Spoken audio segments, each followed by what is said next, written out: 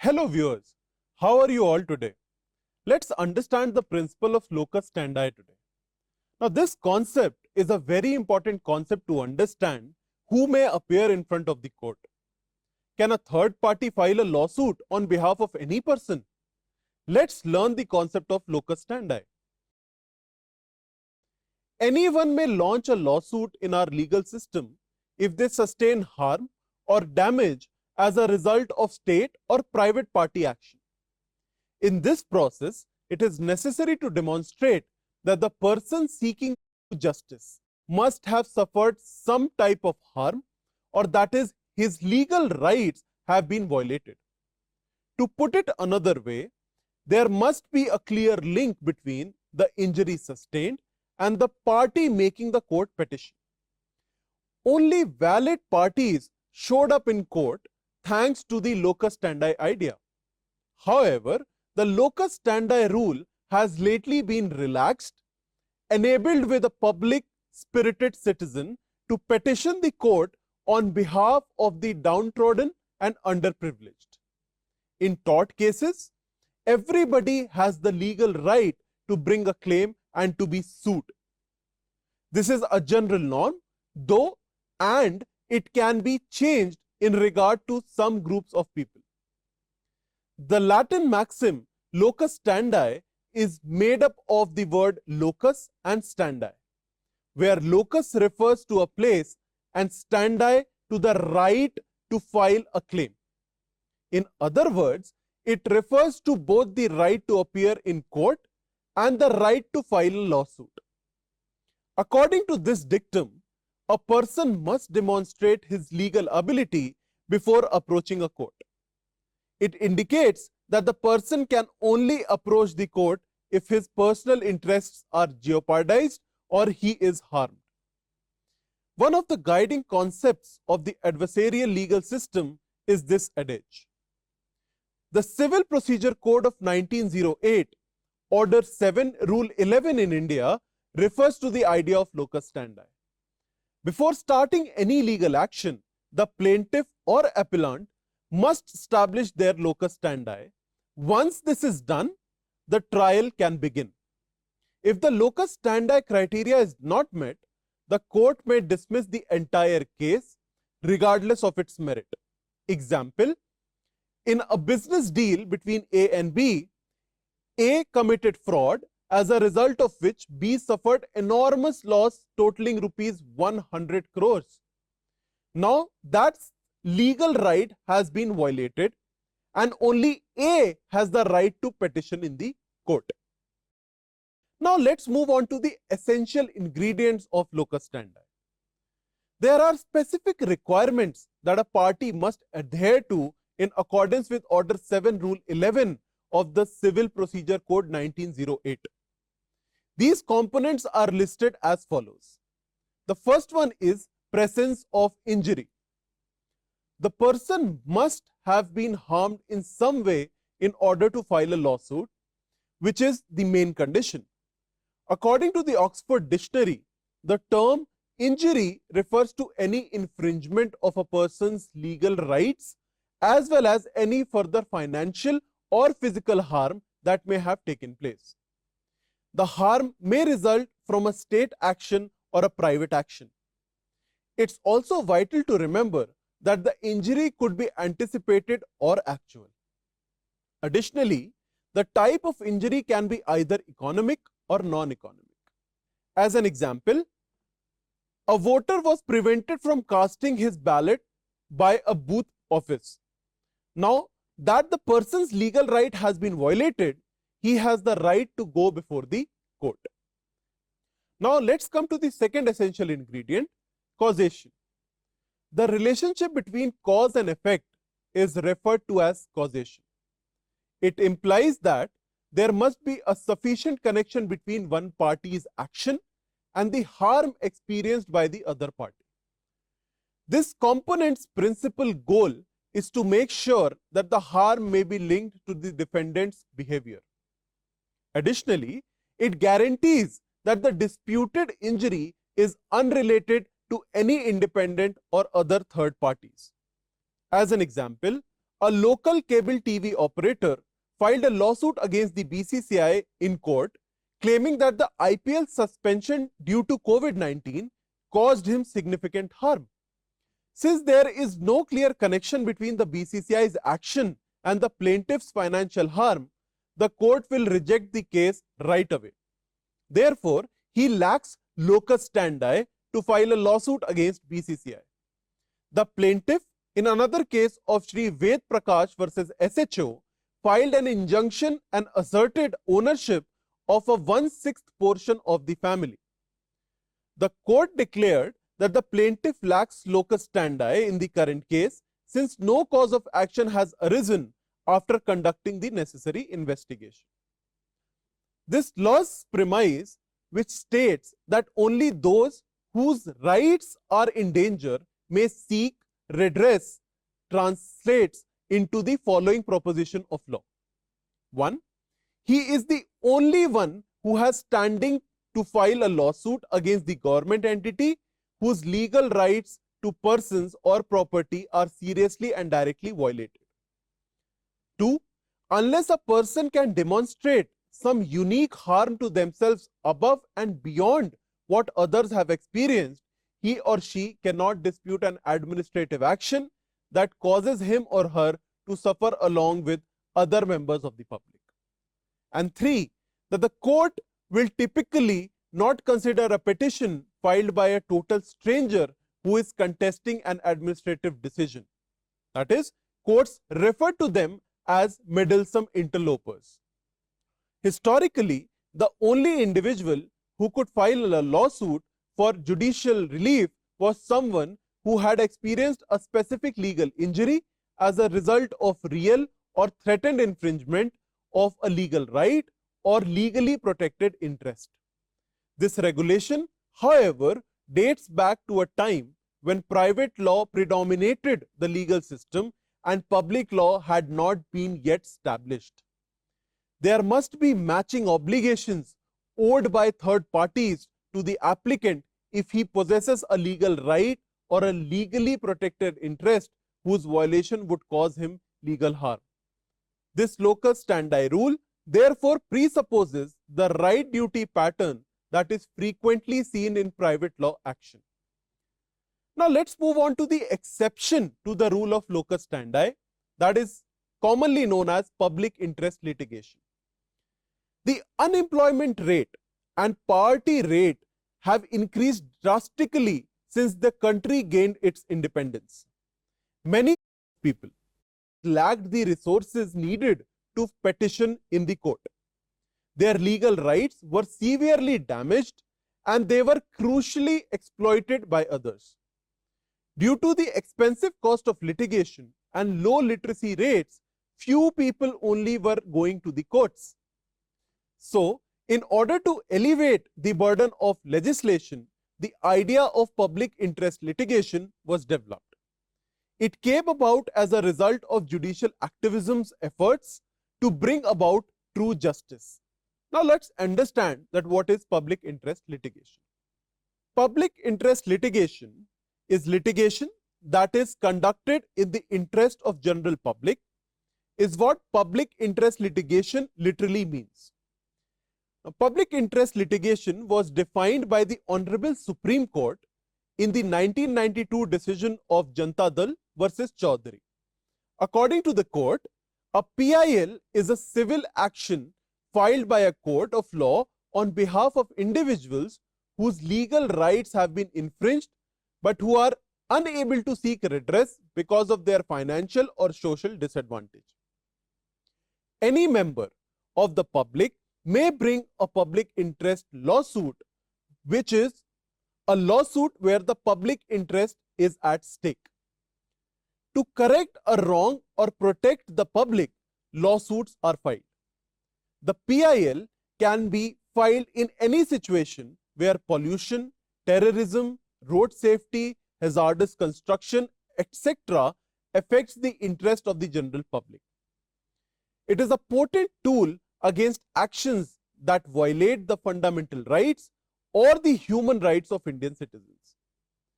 The PIL was filed with the intention of safeguarding Indian citizens. The ability to preserve one's rights through public interest litigation is seen as a fundamental right granted to the Indian citizens under the Indian Constitution. What public interest means? By bringing a legal case before a judge, litigation serves to preserve the public interest. Public rights are safeguarded by the employment of law. PIL grants every Indian citizen the right to equality. A person or group of people from the public may file a PIL to demonstrate an injustice or injury to the public brought by private or governmental affairs. Now let's deep dive into the history of public interest litigation. First of all, it was in America where the idea of public interest lawsuits first appeared. In the middle of the 1980s, PIL was being used. After some time, several other nations began implementing this idea in their own countries. India adopted the PIL in the year 1986. Now let's understand that who can file the public interest litigation. A PIL can be filed by a person, that is, any public or private work that harasses the public or affects the public interest may be the subject of PIL filed by a single person. It can also be filed by a group of persons. So when a PIL, a lawsuit against a public or private project that endangers the public interest may be brought by a group of people. Third is the court. The court has the authority to act in order to offer redress to those who have been wronged by government operations. Now, parties against whom PIL can be filed: the state government, the federal government, or a municipal body can all be targets of PILs. A private person cannot bring a PIL against oneself. When filing a PIL against a private individual or private work, such as the work of a company, factory, or a partnership firm, the state government and local authorities must be named as parties. Now, where can I file the public interest litigation? Anyone who is an Indian citizen may submit the PIL. A person may seek redress from the Supreme Court of India by submitting a PIL in form of a writ petition under Article 32 of the Indian Constitution. Article 226 of the Indian Constitution gives an individual or group of individuals the right to bring a public interest litigation or a writ petition in the High Court as a remedy. Section 133 of the Criminal Procedure Code might be used by the person to file the PIL before the magistrate court. These are the many courts in India that are able to consider the PIL and issue the required orders to address the issue involving the public interest. Now, what are the benefits of the public interest litigation? The PIL is offered to Indian citizens with a number of advantages. The advantages listed below are: in exceptional PIL situations, the court may name the commission which will review the PIL specifics. It apprises the community about their rights. It offers a variety of recent developments in citizens' rights, both old and new. Anyone can file the PIL without locus standi. These lawsuits obligate the executive branch and courts to carry out their duties appropriately. The rigorous locus standi norm is loosened and a broad rule is adopted in this public interest lawsuit to accommodate the demands of modern society. It is not necessary for someone to have been hurt before filing a lawsuit. Any person whose rights have been violated can now file a lawsuit on their behalf with the help of a public-spirited individual. There is no requirement that you are related to the victim in any way. However, the person must be acting in a genuine manner, which is another crucial requirement for bringing a PIL. There shouldn't be any political, financial, or personal motives involved in such a case. Now, let's discuss certain cases with respect to public interest litigation. The first case is Mumbai Kamgar Sabha versus Abdul. In this case, Honorable Justice Iyer granted a writ petition under Article 32 over the crucial treatment of laborers, which was the forerunner of the first PIL. It was submitted by a labor organization that is not directly connected to the affected labor. But the court accepted the petition and gave the required instructions. The next case is very famous Husanara Khatun versus State of Bihar of 1979. The first official public interest litigation case focused on the unfavorable treatment of convicts awaiting trial. A lawyer went to court after reading a news article on the terrible conditions of prisoners that appeared in the Indian Express.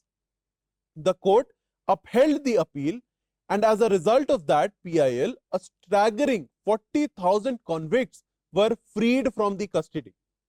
The court interpreted a prisoner's entitlement to prompt justice as one of their fundamental rights. The public interest litigation movement in India was founded on this case. The next important case is MC Mehta versus Union of India. One of the most significant cases in Indian environmental law history is this one.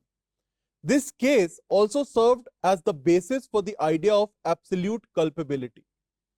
A social activist lawyer named MC Mehta filed a writ petition in this case alleging the production of a dangerous drugs in a residential area.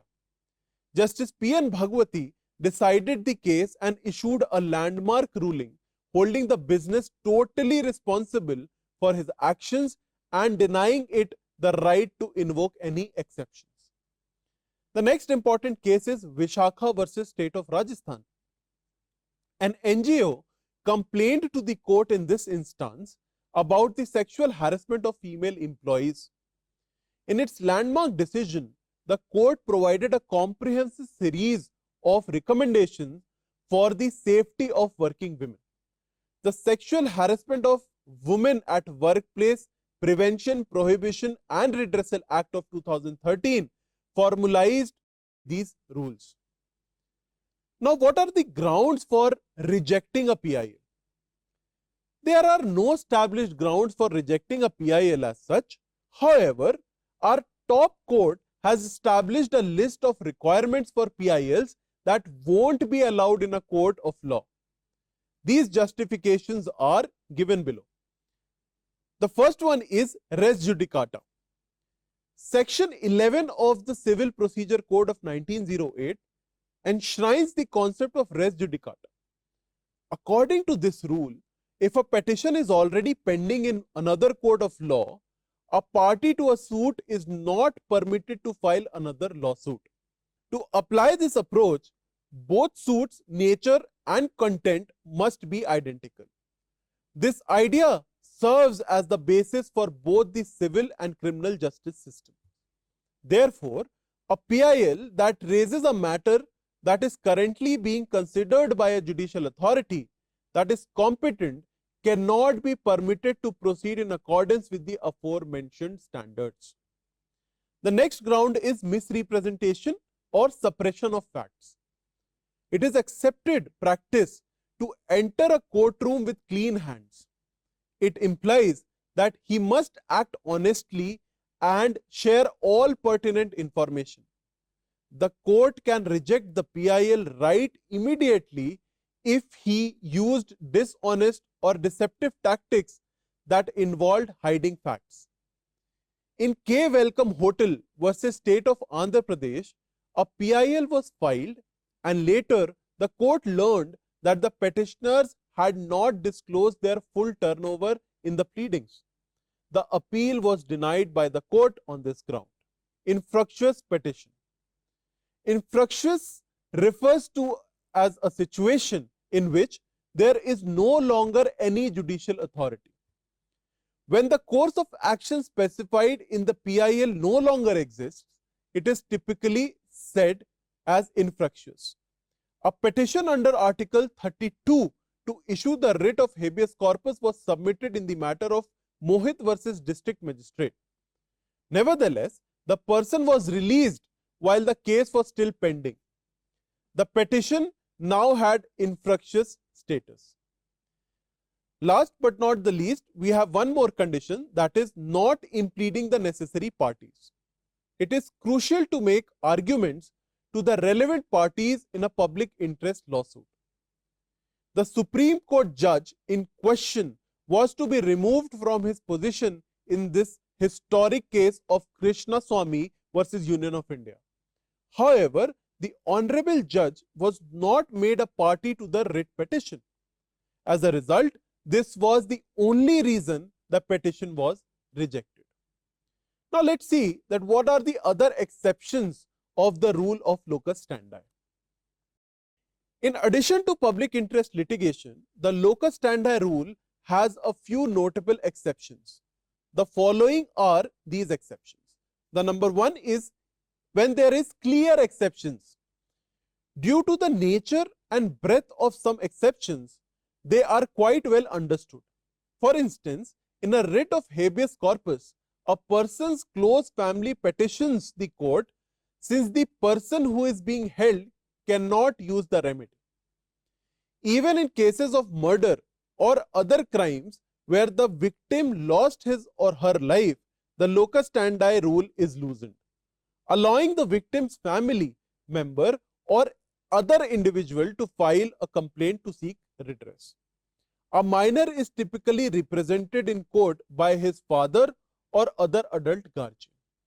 Additionally, the idea of a class action is acknowledged in India, where one person represents the interest of a certain class that sustained losses.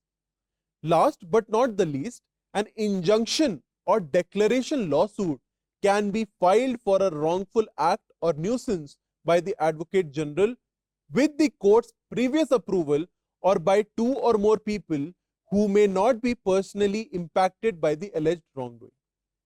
Section 268 of the Indian Penal Code 1860 recognizes this fact. The next head is constitutionality of legislation.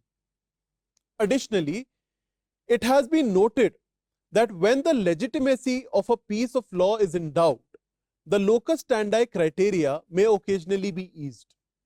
In India, any statute's legitimacy may be contested in court without demonstrating the specific injury it has caused.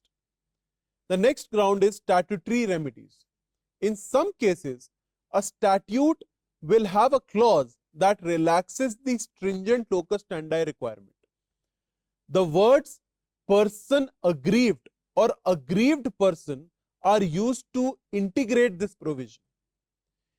In the event of a disagreement, the court will interpret the phrase in light of the circumstances. The phrase person aggrieved has a broader meaning than just the person who actually lost something. It also refers to someone who is worried about losing something in the future. So, after covering the concept of locus standi altogether, let's conclude. One of the fundamental tenets of civil law, locus standi, is codified in Rule 7 Order 11 of the Civil Procedure Code of 1908. According to this, the only individual who may petition the court is the one who was injured. However, some people were not contacting the court because of their financial or social situation, and this restriction was proving to be a barrier. As a result, the Honorable Supreme Court changed this dictum and introduced a new idea known as public interest litigation, which allows any public person to petition the court for the benefit of society as a whole. With this, we come to the end of today's lecture. Thank you very much.